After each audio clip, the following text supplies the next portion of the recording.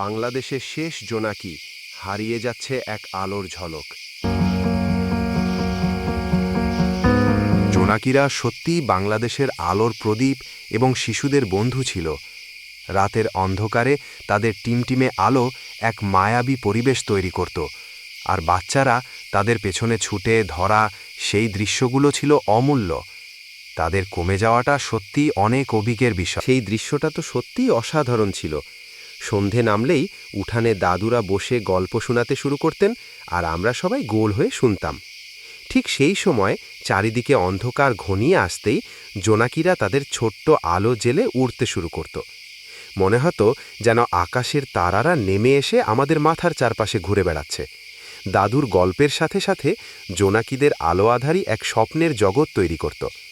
সেই মুহূর্তগুলো ছিল অখুবই মূল্যবান।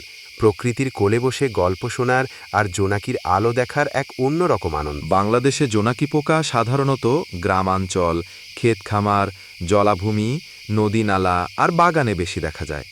বিশেষ করে বর্ষার আর বর্ষাকালে এদের উপস্থিতি বেশি চোখে পড়ে, কারণ তখন পরিবেশ আর্দ্র থাকে আর ওদের বংশবৃদ্ধির জন্য উপযুক্ত পরিবেশ তৈরি হয়। সুন্দরবনের মতো কিছু ঘন বনাঞ্চলেও জোনাকির দেখা পাওয়া যায়। জোনাকি পোকারা প্রকৃতির জন্য বেশ উপকারী। যেমন ওদের লার্ভাগুলো শামুক, স্লাগ এবং কিছু পোকামাকড় খেয়ে ফেলে, যা প্রাকৃতিক কীটপতঙ্গ নিয়ন্ত্রণে সাহায্য করে। এছাড়াও ওরা পরিবেশের স্বাস্থ্যের একটা সূচক হিসেবে কাজ করে, মানে ওদের উপস্থিতি পরিবেশ ভালো থাকার ইঙ্গিত দেয়। কিছু প্রজাতির জোনাকি পরাগায়নেও সামান্য ভূমিকা রাখতে পারে, আর ওরা খাদ্য শৃঙ্খলেরও একটা গুরুত্বপূর্ণ অংশ। জোনাকিরা সত্যিই বাংলাদেশের আলোর প্রদীপ এবং শিশুদের বন্ধু ছিল। রাতের অন্ধকারে তাদের টিমটিমে আলো এক মায়াবী পরিবেশ তৈরি করত, আর বাচ্চারা তাদের পেছনে ছুটে ধরা সেই দৃশ্যগুলো ছিল অমূল্য। যদি আমরা এখনও সচেতন না হই, তাহলে হয়তো নতুন প্রজন্ম জোনাকিকে শুধু বইয়ের পাতায় বা গল্পেই খুঁজে পাবে, বাস্তবে দেখতেই পারবে না।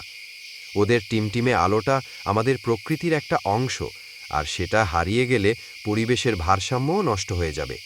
আমাদের সবার মিলে চেষ্টা করতে হবে যাতে জোনাকিরা প্রকৃতির অংশ হয়েই থাকতে পারে। খুবই দুঃখের বিষয়, পরিবেশ দূষণ, কীটনাশকের ব্যবহার আর আলোর দূষণের কারণে জোনাকির সংখ্যা অনেক কমে গেছে। ওদের বাসস্থানও নষ্ট হয়ে যাচ্ছে। ওদেরকে বাঁচানোর জন্য আমাদের অনেক কিছু করার দরকার। হৃদয় থেকে বলছি, জোনাকিরা ছিল আমাদের শৈশবের সঙ্গী। ওদের ছোট্ট ছোট্ট আলোর আলো খেলে মুগ্ধ হতাম আমরা, কিন্তু আজ সেই জোনাকিরা হারিয়ে যাচ্ছে। পরিবেশের দূষণ ওদেরকে কেড়ে নিচ্ছে আমাদের কাছ থেকে। হয়তো নতুন প্রজন্ম ওদেরকে আর দেখতেই পাবে না। এটা ভাবতেও কষ্ট হয়। আসুন, আমরা সবাই মিলে চেষ্টা করি, ওদেরকে বাঁচাই, আমাদের পরিবেশকে বাঁচাই। নয়তো একদিন প্রকৃতির এই সুন্দর উপহারটা চিরতরে হারিয়ে যাবে।